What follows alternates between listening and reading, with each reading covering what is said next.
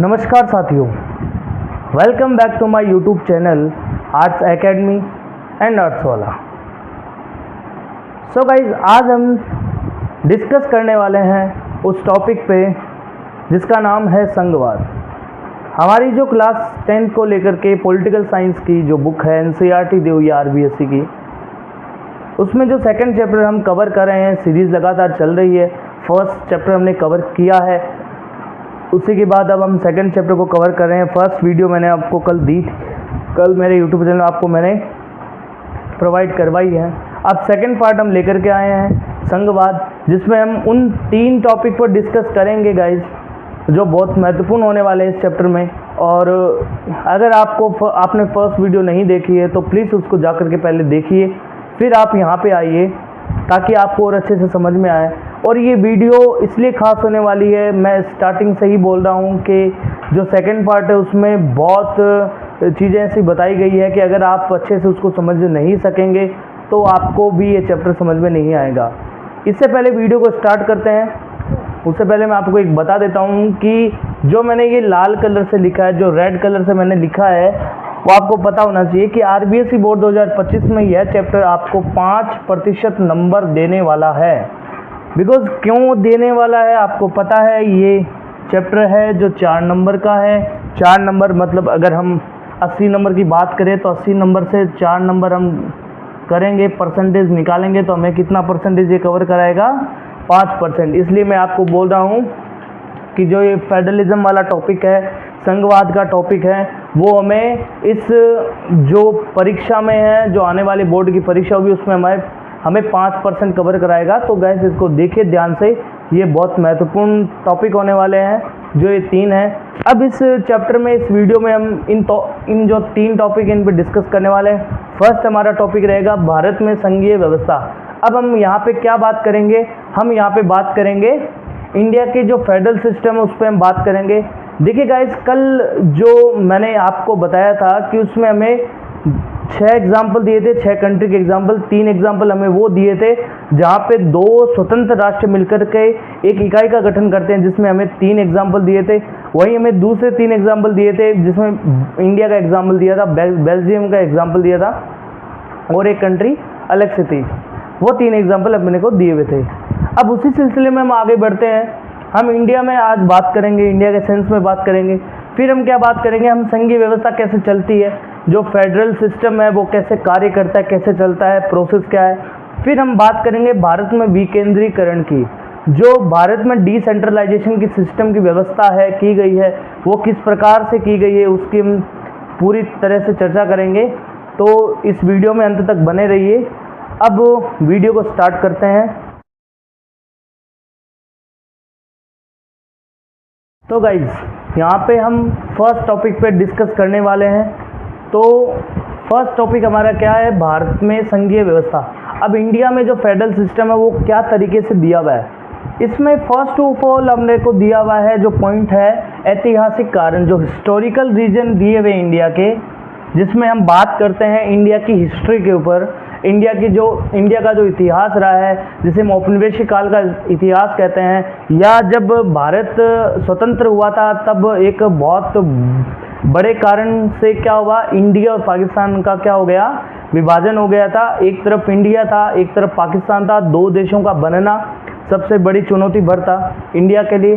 तब उस समय इंडिया ने क्या सोचा, वो सबसे बड़ा कारण है। उसी कारण को देखते हुए इंडिया में क्या किया गया, फेडरल सिस्टम को अपनाया गया, संघीय व्यवस्था को अपनाया गया। वही सबसे बड़ा कारण होता है।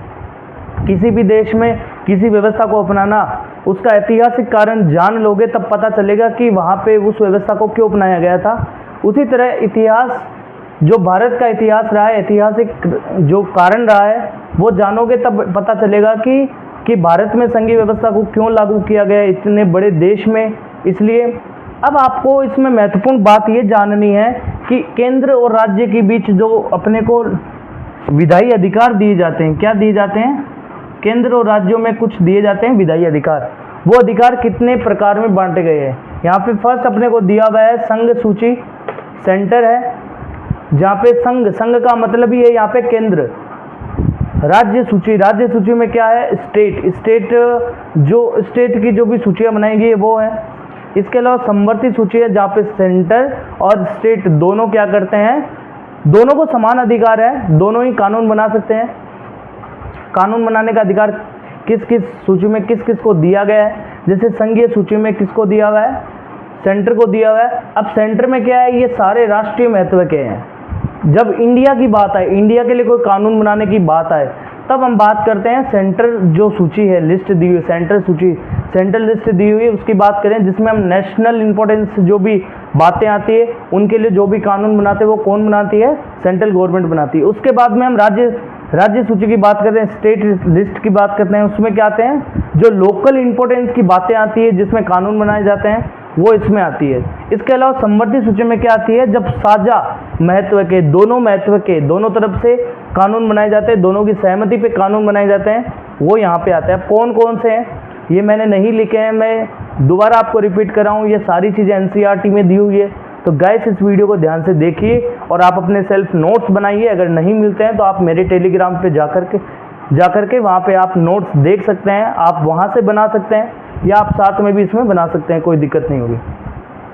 अब यहाँ पे संघ सूची का देखिए, यहाँ पे कौन कौन से अपने को ऑब्जेक्ट दिए हुए जहाँ से सेंट्रल गवर्नमेंट क्या करती है उसको लेकर के कानून बनाती है। प्रतिरक्षा, देश की रक्षा के लिए कानून बनाना। विदेशी मामले, जो फॉरेन मिनिस्टर के मामले होते हैं, जो फॉरेन मिनिस्ट्री संभालती है वो मामले। बैंकिंग के, संचार के, इसके अलावा मुद्रा के, इनको लेकर के जो भी कानून बनाते हैं वो कौन बनाती है, सेंट्रल गवर्नमेंट बनाती है। अब यहाँ पे स्टेट गवर्नमेंट की बात करें तो स्टेट गवर्नमेंट स्थानीय जो लोकल महत्व की बातें हैं, जो लोकल इंपॉर्टेंस की बातें हैं उनको लेकर के कानून बनाते हैं। जैसे पुलिस है, पुलिस राज्य का अधिकार है, व्यापार है, कृषि है, वाणिज्य है, इसके अलावा कृषि है, सिंचाई है। ये कुछ 6 चीज़ें दी हुई है जिनको लेकर के स्टेट जो सूची है उसमें राज्य सरकार कानून बनाती है।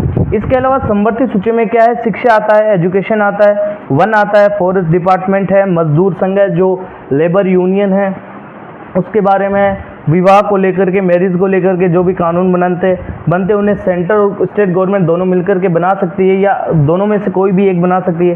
गोद लेना हो गया। इसके अलावा उत्तराधिकार के लिए भी जो कानून बनाती है सेंट्रल स्टेट गवर्नमेंट दोनों मिलकर के बना सकती है या एक बना सकते हैं। अब इसमें जानने योग्य बात यह है कि कुछ चीज़ें ऐसी बच जाती है जिसको कानून बनाने का अधिकार किसे दिया गया है संविधान में, केवल केंद्र सरकार के ही हाथ में वो कानून दिया गया है जिस पे लेकर के वो कानून बना सकती है। यहाँ पे दिया गया है कि हमारे संविधान में बाकी बचे विषय केंद्र सरकार के अधीन आते हैं। अब इसके अलावा जो भी बचे हुए हिस्से हैं वो किसके अंतर्गत आते हैं, केंद्र सरकार के। जैसे उदाहरण के लिए यहाँ पे क्या दिया हुआ है, कंप्यूटर सॉफ्टवेयर का एग्जाम्पल यहाँ पे को ये दिया हुआ है। क्या दिया गया है, कंप्यूटर सॉफ्टवेयर का एग्जाम्पल अपने को दिया हुआ है। 371 जो आर्टिकल 371 दिया गया है ये बहुत इंपॉर्टेंट आर्टिकल है, इसको जरा एक बार गौर से देखिए, समझिएगा, ताकि अपने को वापस इसे दोबारा देखने की ज़रूरत ना हो। इसी के साथ साथ हम क्या करेंगे, कुछ भारतीय संघ की इकाइयाँ हैं, संघीय व्यवस्था में जो इकाइयाँ उन पर भी हम नज़र डालेंगे, उनका क्या काम होता है। तो यहाँ आर्टिकल 371 दिया गया है। 371 आर्टिकल कहता है कि असम, नागालैंड, अरुणाचल प्रदेश, मिजोरम ये अपनी विशिष्ट सामाजिक ऐतिहासिक परिस्थितियों के कारण भारत के संविधान के कुछ प्रावधानों के तहत विशेष शक्तियों का लाभ उठाते हैं। ये क्या करते हैं, जैसे हमारे इसमें यहाँ पे क्या चल रही है, यहाँ पे इंडिया के जो 7 सिस्टर्स की बातें चल रही है, यहाँ पे इंडिया के जो 7 सिस्टर्स की बातें चल रही है, इस साइड वाले एरिया की, ये जो एरिया है यहाँ की बात चल रही है। यहाँ पे जितने भी स्टेट दिए हुए असम, नागालैंड, अरुणाचल प्रदेश, मिजोरम ये अपनी विशिष्ट सामाजिक ऐतिहासिक परिस्थितियों के कारण भारत के संविधान के कुछ प्रावधानों के तहत विशेष शक्तियों का लाभ उठाते हैं। लाभ क्या उठाते हैं ये देखिए, ये कारण क्या है, उपयोगी क्यों है, क्योंकि स्थानीय लोगों के अधिकारों के संरक्षण हेतु। ये यहाँ पे जो स्टेट दिए हुए हैं, यहाँ पे हम जम्मू कश्मीर की भी बात कर सकते हैं, जम्मू एंड कश्मीर है उसकी भी एक बात कर सकते हैं, उत्तराखंड हो गया उसकी भी हम बात कर सकते हैं। बट वो क्या है आपके एनसीईआरटी में अभी दिए हुए नहीं है। फिलहाल के लिए आपको ये जो 4 नाम दिए गए राज्यों के इनको याद रखना है, ताकि आपको ऑब्जेक्टिव टाइप के जो क्वेश्चन है उनमें आपको कोई प्रॉब्लम नहीं हो, आप उनसे आसानी से हल कर सकते हैं। इनकी बातें इसलिए मैं कर रहा हूँ क्योंकि ये राज्य ऐसी परिस्थितियों में या इनका जियोग्राफिकल एरिया इस तरीके से बनाया गया है या ऐसा बना हुआ है जिसके कारण क्या है कि वहाँ कुछ विशेष परिस्थितियों में कुछ विशेष लोगों को ही रहना वहाँ पे उपलब्ध कराया जाता है, और संविधान ऐसी चीज़ों के या ऐसी प्रावधानों के तहत उन्हें क्या देते हैं, विशेष शक्तियाँ देते हैं जिनका उपयोग करते हैं ताकि कोई अन्य राज्यों के लोग वहाँ पे आकर के नहीं रह सकते हैं। इसलिए वहाँ क्या करें, इनके अधिकारों के संरक्षण हेतु ये आर्टिकल 371 इसको क्या करते हैं, कुछ विशेष शक्तियाँ प्रदान करते हैं। आगे देखिए, भारतीय संघ की वह इकाइयाँ जिन्हें बहुत कम अधिकार प्राप्त हैं, जिसके कारण वे कभी स्वतंत्र प्रांत नहीं बन सकते। आपको पता है कि इंडिया में बहुत सारे स्टेट हैं, बहुत सारी यूटीज़ है। यूटीज़ क्या होती है? यूटीज़ वो होती है जहाँ पे केंद्र का शासन होता है, लगभग मान के चलिए पूर्णतया वहाँ पे क्या होता है, केंद्र का शासन होता है। वो क्या है, वो कभी भी स्वतंत्र राज्य या प्रांत नहीं बन सकते। यहाँ प्रांत में पॉलिटिकल साइंस में प्रांत का सीधा सीधा मतलब है राज्य से होता है। अब यहाँ पे कुछ एग्जाम्पल आपको दिए हुए हैं, चंडीगढ़, दिल्ली और लक्षद्वीप, ये यूटीज़ इंडिया की है। और इन्हें क्या कि इन्हें राज्यों वाले अधिकार प्राप्त नहीं है, इन्हें क्या नहीं है, इन्हें राज्यों वाले जो अधिकार है वो प्राप्त नहीं है। अब यहाँ बात आती है अधिकारों को लेकर के। अधिकारों में जब बंटवारा होता है, जब अधिकारों की राइट्स की बात आती है, राइट्स की जब उनमें बंटवारा होता है, डिवीज़न होता है, तो उसके क्या अमेंडमेंट होते हैं, उनके लिए क्या होता है, संसद होता है। संसद आपको पता है, इंडिया की जो पार्लियामेंट की बात मैं कह रहा हूँ, वहाँ 2 सदन होते हैं, लोकसभा एंड राज्यसभा। दोनों सदनों से क्या होता है, 2 तिहाई बहुमत लोकसभा से, 2 तिहाई बहुमत राज्यसभा से हमें पास करना होता है, और आधे राज्यों की विधानसभाओं में हमें इसे मंजूरी देनी पड़ती है। तब जाकर के क्या होता है, जो भी अधिकार हम बना रहे हैं या जिन अधिकारों को हम बंटवारा कर रहे हैं वो क्या होते हैं, पूरे देश में लागू होते हैं। इसके अलावा हम यहाँ देखते हैं न्यायपालिका की भूमिका। न्यायपालिका क्या करती है, संवैधानिक प्रावधानों और कानूनों के क्रियान्वयन की देखरेख की भूमिका किसकी है, यहाँ न्यायपालिका की दी हुई है। संविधान में जो भी कानून वगैरह है, प्रावधान वगैरह है, उनके क्रियान्वयन की भूमिका कौन निभाता है, न्यायपालिका करती है, जुडिशियरी करती है। तो गाइस, इस तरह से हमने फर्स्ट पॉइंट को कंप्लीट किया है। अब हम चलते हैं अपने सेकंड पॉइंट पे, जिसका नाम है संघीय व्यवस्था कैसे चलती है। दूसरा पॉइंट दिया गया है संघीय व्यवस्था कैसे कार्य करती है, ये अपना दूसरा पॉइंट है। अब इसमें क्या क्या चीज़ें अपने को दी हुई है कि मुख्य श्रेय भारत की लोकतांत्रिक राजनीति को दिया जाता है। जो हमने अपनी इंडिया में संघीय व्यवस्था को, फेडरल सिस्टम को अपनाया है, उसका पूरा श्रेय जाता है अपनी जो डेमोक्रेटिक पॉलिटिक्स है, लोकतांत्रिक राजनीति को पूरा श्रेय इसी को ही जाता है। इसे हमारे क्या हुआ, हमारे देश में संघीय व्यवस्था की नींव पड़ी थी।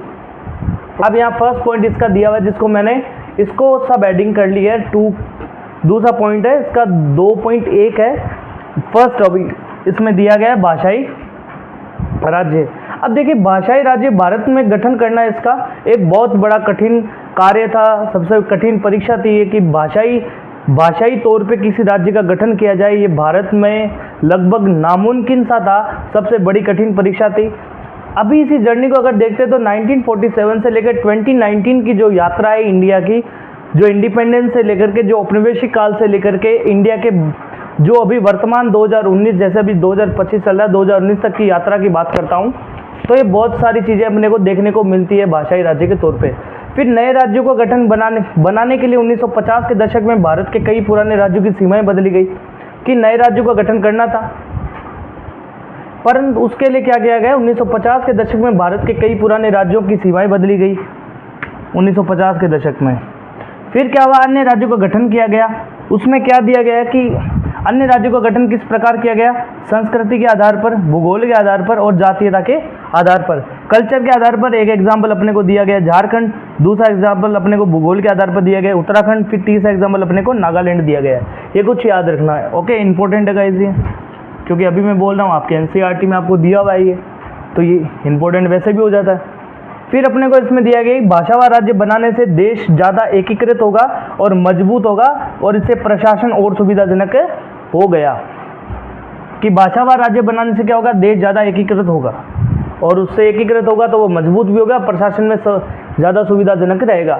अब इसका दूसरी सब हेडिंग है 2.2 है भाषाई नीति। अभी भाषाई राज्य की बात की गई थी, अब हम भाषाई नीति की बात करते हैं। भाषाई नीति में क्या है, संविधान क्या कर रहा है, संविधान में हमारे किसी भी एक राष्ट्रीय भाषा को दर्जा नहीं दिया गया, किसी भी भाषा को या किसी एक भी राष्ट्रीय भाषा को दर्जा नहीं दिया गया, क्योंकि इंडिया में क्या है, इंडिया डाइवर्सिटी कंट्री है और उसमें कई भाषाएं हैं, तो किसी एक भाषा को राष्ट्रीय भाषा का दर्जा नहीं दिया जा सकता, उससे विवाद उत्पन्न होते हैं। विवाद अभी अपने वर्तमान में जो विवाद चल रहे हैं, इंग्लिश और हिंदी और इंग्लिश को लेकर के विवाद चलते रहते हैं, जो हमेशा कहते हैं कि कॉन्फ्लिक्ट रहता है नॉर्थ और साउथ के बीच में।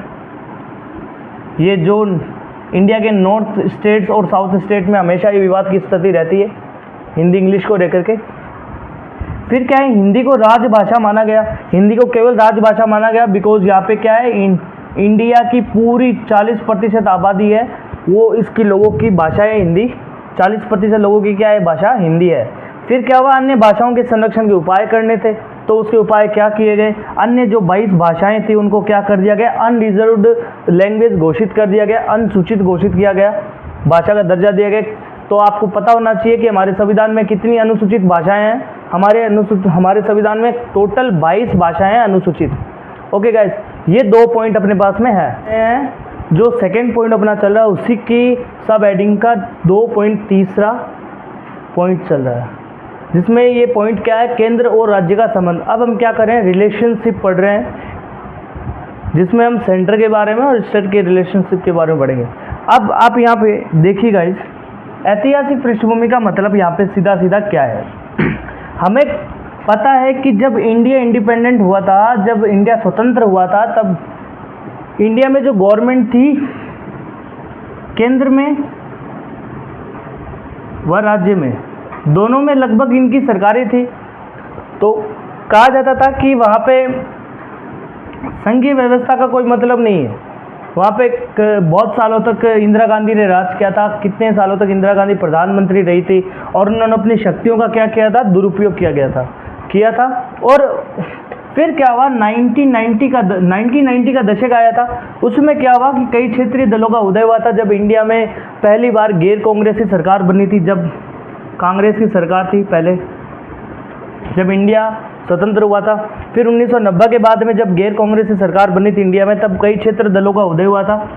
और उदय हुआ था तो उससे एक विचारधारा पनपी थी गठबंधन सरकार की। गठबंधन सरकार किसे कहते हैं, एक से अधिक राजनीतिक पार्टियां द्वारा साथ मिलकर सरकार बनाना, अलाइंस करना। जब क्या होता है कि मान लीजिए कि ए पार्टी है प्लस बी पार्टी है प्लस सी पार्टी है प्लस ये कोई 4 पार्टियां हैं। अब मान लीजिए कि इसके पास में हम काउंट करते हैं जैसे 100 वोट का वोट है, मैं इसके बारे में पढ़ा रहा हूँ, अलायंस गवर्नमेंट क्या होती है। इसके पास में मान लीजिए अपने को जीतने के लिए क्या चाहिए, 50 से प्लस वोट चाहिए, जैसे मान लीजिए 51 वोट चाहिए। अब इसके पास में क्या है, 40 वोट है। ओके, इसके पास में 10 वोट है, इसके पास में 20 वोट है, और इसके पास में, या इसको कर लेते हैं, इसके पास में 45 वोट है, 45 वोट है, इसके पास 10 है, इसके पास में 20 है। ओके, फिर इसके पास में मान लीजिए आप 10 वोट हैं। ओके, यहाँ पर कितने हो गए,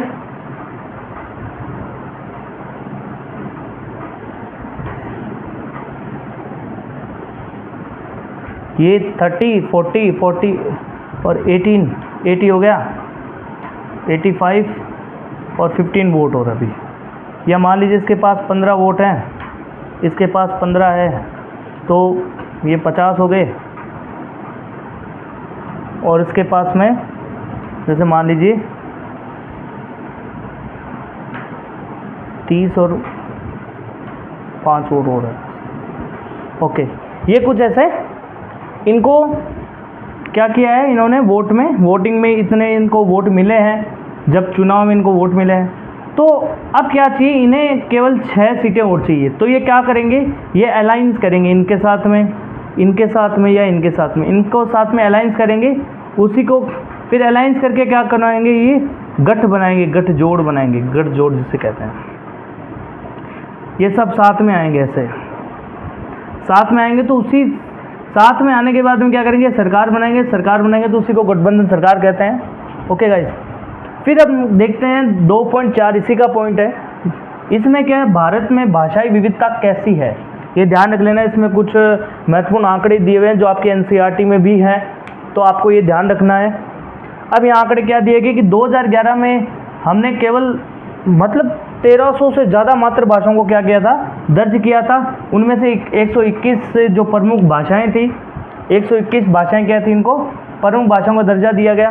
और 22 languages are unreserved category in Indian constitution, जो संविधान में कौन सी अनुसूची में दिया गया है, संविधान की 8वीं अनुसूची में अपने को 22 भाषाएं दी गई है, इनको दर्ज किया गया है। अन्य भाषाएं गैर अनुसूचित भाषाएं हैं। और फिर राज्य पुनर्गठन आयोग, ये क्या है, देखिए इंडिया में संविधान में राज्य पुनर्गठन आयोग है, इसका गठन 1953 में किया गया था। और 1956 में इन्होंने एक रिपोर्ट प्रस्तुत की थी कि भारत में भाषाई विविधता के आधार पर क्या करें, भाषाई राज्यों का गठन किया जाए। इन्होंने अपनी रिपोर्ट प्रस्तुत की और उसके बाद में कई भाषाओं के आधार पर कई राज्यों का क्या किया गया था, पुनर्गठन किया गया था या राज्यों का गठन किया गया था। और ये गठन की प्रक्रिया आज भी चल रही है। कई विवाद ऐसे बन रहे हैं, कई राज्य ऐसी मांग कर रहे हैं कि हमें भी भाषाई राज्य पे भाषाई आधार पर क्या करें, एक राज्य का गठन किया जाए, वो आज भी विवाद चल रहे हैं। अब इसके बाद में हम तीसरा पॉइंट है जो डिस्कस करने वाले हैं, जो इस चैप्टर का अंतिम पॉइंट रहने वाला है और शायद इस पूरे चैप्टर का सबसे डिफ़िकल्ट पॉइंट है, जिसको समझने का प्रयास आपको प्रॉपर तरीके से करना है। उसमें एक भी चीज़ें आपको छोड़नी नहीं है। अगर वो नहीं आपके समझ में आया तो मान के चलिए कि आपने पूरा चैप्टर क्लोज किया है। अब हम चलते हैं संघवाद के जो तीसरे पॉइंट पे हम आ रहे हैं, भारत में विकेंद्रीकरण, डिसेंट्रलाइजेशन इन इंडिया। अब सेंट्रलाइजेशन का भी अपने को एक शब्द है केंद्रीकरण, कि जब सत्ता का बंटवारा क्या होता है, एक ही शासन के हाथ में होता है, एक ही शासक के हाथ में होता है, ये एक ही व्यवस्था के हाथ में होता है, वो तो होता है केंद्रीकरण, मतलब सत्ता का एक तरफा बंटवारा। परंतु सत्ता का अलग अलग स्तरों पे बंटवारा करना क्या होता है, विकेंद्रीकरण, मतलब केंद्र को भी हटा करके हमने बहुत कुछ, जैसे भाग में भारत में संघवाद को क्या कर दिया, विभाजित कर दिया, केंद्र को भी विभाजित कर दिया, राज्य को कर दिया, राज्य से अब हम तीसरे स्तर की सरकार पर पहुंचते हैं। अब देखिए सर, अब यहाँ पे विकेंद्रीकरण का मतलब यहाँ पे स्थानीय सरकार का क्या आया, एक विचार सामने आया। केंद्रीकरण का क्या मतलब, विकेंद्रीकरण का क्या मतलब था कि स्थानीय सरकार का यहाँ पे विचार सामने आया। केंद्र प्लस राज्य, मतलब केंद्र की शक्तियाँ, राज्य की शक्तियाँ, केंद्र की राज्य की शक्तियाँ किसे दे दी जाती है, स्थानीय सरकार को दी जाती है। यही सत्ता का क्या है, विकेंद्रीकरण, मतलब केंद्र राज्य से शक्तियाँ लेकर के किसको दी जाती है, स्थानीय सरकार को दी जाती है। वही क्या बनता है, सत्ता का विकेंद्रीकरण होता है। अनेक विवादों का निपटारा स्थानीय स्तर पर ही संभव होता है। देखिए इंडिया बहुत लार्जेस्ट कंट्री है, बड़ी कंट्री है, और सबसे महत्वपूर्ण बात है इंडिया बहुत डाइवर्सिटी है, डाइवर्स कंट्री है। सो उसको देख के क्या है कि बहुत सारे विवाद छोटे स्तर पे भी होते हैं और उनका निपटारा बहुत बड़े लेवल पर के जाकर के नहीं हो सकता है। इसलिए उनको निपटाने के लिए हमें क्या करना चाहिए, एक स्थानीय स्तर पर भी एक सरकार का निर्माण करना चाहिए। तो जो विवाद होते हैं वो उसी लेवल पे क्या होते हैं, संभव होते हैं निपटारे का। उन विवादों को निपटार करने के लिए क्या होता है, वही स्थानीय स्तर की सरकार ही संभव होती है। स्थानीय सरकारों की स्थापना, जो लोकल गवर्नमेंट है उसकी स्थापना एवं शासन के लोकतांत्रिक सिद्धांत को वास्तविक बनाने का सबसे अच्छा तरीका है। कि लोकतांत्रिक सिद्धांत है, जो डेमोक्रेटिक जो प्रिंसिपल्स है हमारा, उसमें क्या उसे अच्छा बनाने के लिए और उसे वास्तविक बनाने के लिए हम क्या करते हैं, स्थानीय सरकार की स्थापना करते हैं। फिर क्या आता है फोर्थ पॉइंट में, विकेंद्रीकरण की जरूरत हमारे संविधान में भी स्वीकार की गई कि हमने चलो स्थानीय सरकार बना दी, परंतु अगर हमने उसे अपने संविधान में जगह नहीं दी तो उसकी शक्तियों का कोई मतलब नहीं है। इसलिए हमने अपनी संविधान में क्या कर दिया, उसको स्वीकार किया। वास्तविक विकेंद्रीकरण की दिशा में इंपॉर्टेंट स्टेप, महत्वपूर्ण कदम 1992 में उठाया गया। क्या उठाया गया तो देखते हैं। संविधान में संशोधन करिए, ये क्या गया, कॉन्स्टिट्यूशन में कुछ संशोधन किया गया और संशोधन करके क्या हुआ, लोकतांत्रिक शासन व्यवस्था के इस तीसरे रूप को, तीसरे स्तर को ज़्यादा शक्तिशाली बनाया गया और प्रभावी बनाया गया। इंपॉर्टेंट लाइन है गाइस, ध्यान रखिएगा कि एक तो ये लाइन और एक ये लाइन, इंपॉर्टेंट है कि संविधान में संशोधन किया गया और महत्वपूर्ण कदम 1992 में उठाया गया, संशोधन करके उसको शक्तिशाली बनाया गया, तीसरे रूप को और प्रभावी बनाया गया। ये भारत में विकेंद्रीकरण के कुछ पॉइंट है, अभी फिलहाल इतना ही नहीं है और बाकी पढ़े हैं उनको भी आगे कर रहे हैं। यहाँ पे देखते हैं भारत में जो विकेंद्रीकरण के बारे में हम पढ़ रहे हैं। आपको मैंने कहा था कि 1992 के अंदर कुछ संवैधानिक प्रावधान किए गए थे जिनमें स्थानीय सरकार को संविधान में स्वीकार किया गया था और कुछ ऐसे प्रावधान किए गए थे जिसमें इसको शक्तिशाली बनाया गया था और प्रभावी बनाया गया था।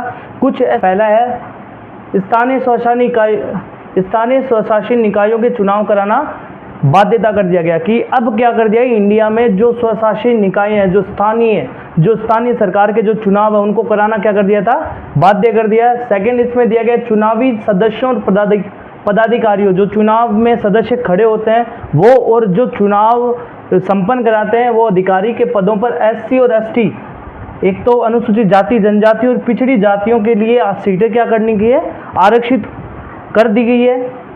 और 1/3 पद महिलाओं के लिए आरक्षित किए गए ताकि एक हम वुमेन एम्पावरमेंट की बात करते हैं, महिला सशक्तिकरण की बात करते हैं, तो कुछ इसमें ऐसे प्रावधान किए गए थे कि 1/3 पद महिलाओं के लिए आरक्षित है। हर राज्य में पंचायत और नगर पालिका चुनाव कराने हेतु राज्य चुनाव आयोग संस्था का गठन किया गया कि हर राज्य में, हर स्टेट में क्या किया था, पंचायती और नगर पालिका के चुनाव हेतु कराने हेतु क्या किया था, इस आयोग का गठन किया गया था जो राज्य चुनाव आयोग है। लास्ट पॉइंट अपने को दिया गया है कि राज्य सरकारों को अपने राजस्व और अधिकारों का कुछ हिस्सा इन स्थानीय स्वशासी निकायों को देना पड़ता है। सत्ता में भागीदारी की प्रवृत्ति हर राज्य में क्या होती है, अलग अलग होती है। अब यहाँ पे लास्ट पॉइंट अपने को बताया गया कि राज्य सरकार, स्टेट गवर्नमेंट है, अपने जो फाइनेंशियल कलेक्शन है उसका और जो अपने राइट्स हैं उनका कुछ हिस्सा है जो क्या दिया जाता है, स्थानीय गवर्नमेंट है, जो स्थानीय सरकार है, उन निकायों को क्या करना पड़ता है, देना पड़ता है हर राज्य को। और सत्ता में भागीदारी हर प्रवृत्ति में हर राज्य की क्या होती है, अलग अलग होती है। ये अलग अलग क्यों होती है, क्योंकि हर स्टेट में पॉपुलेशन अलग होती है, उनका कल्चर अलग होता है, उनका जियोग्राफिकल एरिया अलग होता है, इस कारण से वहाँ पे सत्ता की भागीदारी भी क्या होती है, अलग अलग होती है। अब हम कुछ समूह के बारे में बात करेंगे जिसमें ग्राम पंचायत है और जिला पंचायत है, उनके रूप को हम देखते हैं। उससे पहले एक लाइन देख लेते हैं इसमें, गांव की स्थानीय शासन व्यवस्था को हम पंचायती राज सिस्टम कहते हैं या कुछ जगह से या कुछ राज्यों में से ग्राम समूह भी कहते हैं। क्या कहते हैं स्थानीय सरकार को, कुछ गाँवों का समूह होता है वो ग्राम समूह होता है और उसे कहते हैं पंचायती राज के नाम से। संविधान में पंचायती राज के नाम से है और कुछ राज्यों में से ग्राम समूह भी कहते हैं। अब यहाँ पे हम स्थानीय सरकार के क्या देखते हैं, रूप देखते हैं। The format of local government क्या है, the format of local government. First अपने को दिया ग्राम पंचायत, सेकंड अपने को जिला स्तर दिया हुआ है, फिर शहरी स्तर दिया हुआ है। ये इस प्रकार है, अपने को ये दिया गया है, एक फॉर्मेट है। यहाँ पे ग्राम पंचायत है, यहाँ पे जिला है, यहाँ पे शहरी व्यवस्था है। ये कुछ ऐसे अपने को दिया हुआ है। ग्राम पंचायत में क्या है, यहाँ पे ये परिषद है, कई सदस्य, इसमें कई सदस्य होते हैं और एक अध्यक्ष होता है इसका। यहाँ पे वार्डों से चुनाव लड़े जाते हैं जिसे पंच भी कहते हैं या प्रधान, कहीं कहीं से सरपंच भी कहते हैं। ये उस क्षेत्र पे निर्भर करता है, कहाँ उस क्षेत्र का एरिया कितना है, कितने लोग हैं वहाँ पे, उस पर निर्भर करता है। फिर क्या है, पूरे पंचायत के लिए क्या होता है, फैसले लेने वाली ये संस्था है। क्या है, ये ऑर्गेनाइजेशन है पूरे पंचायत के लिए फैसले लेने वाली, और इसकी बैठक साल में 2 से 3 बार होती है। ये सारी डिटेल अपने को NCERT में दी हुई है, ये इतनी अपने को याद रखनी है बिकॉज 2 नंबर का क्वेश्चन बन सकता है, तो आपको मैं ये करा रहा हूँ, वरना ये आपके लिए इंपॉर्टेंट नहीं हो सकती। फिर सेकेंड पॉइंट आता है इसमें जिला स्तर। अब हम चलते हैं उससे कुछ बड़े लेवल पे चलते हैं, उससे थोड़ा सा बड़ा लेवल है जिला स्तर। डिस्ट्रिक्ट की बात करें, पंचायत समिति है, इसमें कई गांव मिलते हैं। यहाँ पे एक गांव का समूह है, यहाँ कई गांवों का समूह मिलता है। तो यहाँ चुनाव क्या होते हैं, सभी पंचायत सदस्य मिलकर के करते हैं। जिला परिषद क्या होती है, सभी पंचायत समितियों का समूह होती है, और इसमें प्रमुख क्या होता है, राजनीतिक प्रधान होता है। इस परिषद का, इस ऑर्गेनाइजेशन का प्रमुख कौन होता है, राजनीतिक प्रधान ही होता है। अब आते हैं उससे थोड़े बड़े लेवल पे, शहरी स्तर पे। शहरी स्तर पे 2 चीज़ें होती हैं, नगर पालिका और नगर का टॉपिक रह गया है, इसको देखते हैं। आइए, स्थानीय सरकारों की यह नीति, यह नई व्यवस्था दुनिया में लोकतंत्र का अब तक का सबसे बड़े प्रयोग में से एक है कि स्थानीय सरकार का जो जो नई व्यवस्था की गई है इसमें क्या है कि लोकतंत्र का ये अब तक का सबसे बड़ा क्या है प्रयोग किया गया है। नगर पालिकाओं और ग्राम पंचायतों के लिए करीब हर साल 36 लाख लोगों का क्या होता है चुनाव किया जाता है। करीब 36 लाख लोगों का क्या करता है चुनाव किया जाता है। अब यहाँ पे देखिए कंट्रोवर्सी मामला क्या है, क्या समस्याएं पैदा हो रही है। कई बार होती है ना कि हर चीज़ के दो पहलू होते हैं, किसी के ज़्यादा लाभ होते हैं तो उसकी कुछ आलोचना भी तो होती है। तो आप यहाँ पे 3 पॉइंट में उनकी आलोचना बता सकते हैं कि स्थानीय सरकार की या स्थानीय सरकार के विचारधाराओं की क्या समस्या है।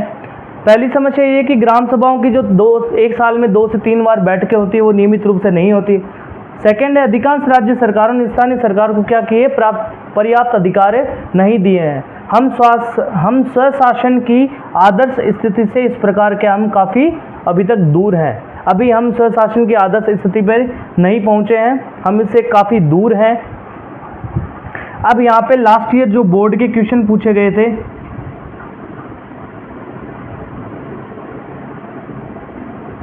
वो एक बार देख लीजिए आप। First question, second question and third, ये 3 क्वेश्चन पूछे थे। पहला क्वेश्चन है कि भारत में सर्वाधिक कौन सी भाषा बोली जाती है। तो यहाँ पे हिंदी है, सर्वाधिक भाषा है हिंदी भाषा है। दूसरा क्वेश्चन पूछा गया है कि भारतीय संविधान में पुलिस किस सूची के अंतर्गत आते हैं। हमने अभी पढ़ाया था आपको, राज्य सूची, संवर्ती सूची या संघ सूची, किस में आता है राज्य सूची में आता है। ये तो थे 2 क्वेश्चन जो थे ऑब्जेक्टिव टाइप के क्वेश्चन थे, एकदम सिंपल क्वेश्चन थे। अगर कोई बच्चा पढ़ के गया है तो आराम से क्वेश्चन दोनों क्वेश्चन को किया उन्होंने। फिर तीसरा क्वेश्चन यहाँ पे आया है जो 2 नंबर का था। 1992 में संविधान संशोधन कर लोकतांत्रिक शासन व्यवस्था में स्थानीय निकायों को कैसे शक्तिशाली और प्रभावी बनाया गया। कोई 2 प्रावधान कीजिए। कौन कौन से 2 प्रभावी बनाया गया, कौन कौन से किए गए आप दोनों लिख सकते हो। एक तो जो स्थानीय जो चुनाव है उनको बाध्य किया गया, और एक लिख सकते हो आप 1/3 सीटें किसके लिए महिलाओं के लिए आरक्षित की गई। ये दोनों प्रावधान थे।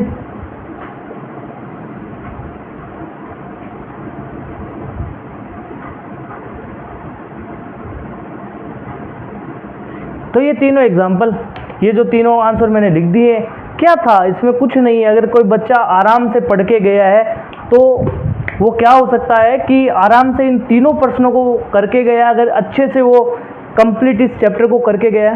तो गाइज ये था कुछ हमारा आज का टॉपिक जिसे हमने कवर किया है अपने सेकंड पार्ट में इस वीडियो में।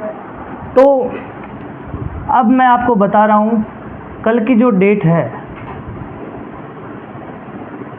इसमें मैं एक वीडियो लेकर के आऊँगा, और वो वीडियो होगी भारत का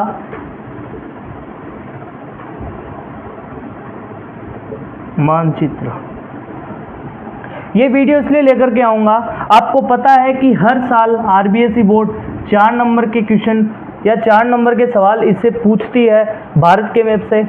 तो गाइस इस वीडियो को आप देखिएगा, बहुत इंपॉर्टेंट वीडियो होने वाली है। अगर कोई बच्चा 4 में से 4 नंबर लाना चाहता है, आई एम वेरी श्योरली बोल रहा हूँ, एकदम गारंटी के साथ बोल रहा हूँ कि अगर कोई बच्चा इस वीडियो को देखेगा तो उसके ये 4 नंबर जो आने वाले बोर्ड के एग्ज़ाम में देगा वो, तो उसमें 4 नंबर उसके नहीं कटेंगे। तो इस वीडियो को ध्यान से देखिएगा, ये वीडियो कल आने वाली है। ओके गाइज, तो ये चैप्टर हमने कंप्लीट किया। इस प्रकार हमने इस चैप्टर को कंप्लीट किया संघवाद।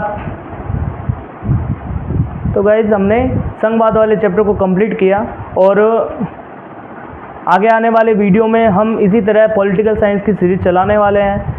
हम 2 चैप्टर कंप्लीट कर चुके हैं, अब हमारे 3 और चैप्टर बाकी हैं जिसको भी हम कंप्लीट करने का प्रयास करेंगे जल्द से जल्द। अभी फ़िलहाल के लिए हम यूँ कह सकते हैं कि हम इतना पीछे नहीं चल रहे हैं टाइम से। हम टाइम के अकॉर्डिंगली, जो बोर्ड एग्ज़ाम का टाइम है उसके अकॉर्डिंगली हम क्या कर रहे हैं, बहुत उससे पहले ही चल रहे हैं, लेट तो नहीं है, हम पहले ही चल रहे हैं। तो उतनी हमें चिंता करने की बात नहीं है। आप इस वीडियो को देखिए और अपना भरपूर इसे प्यार दीजिए।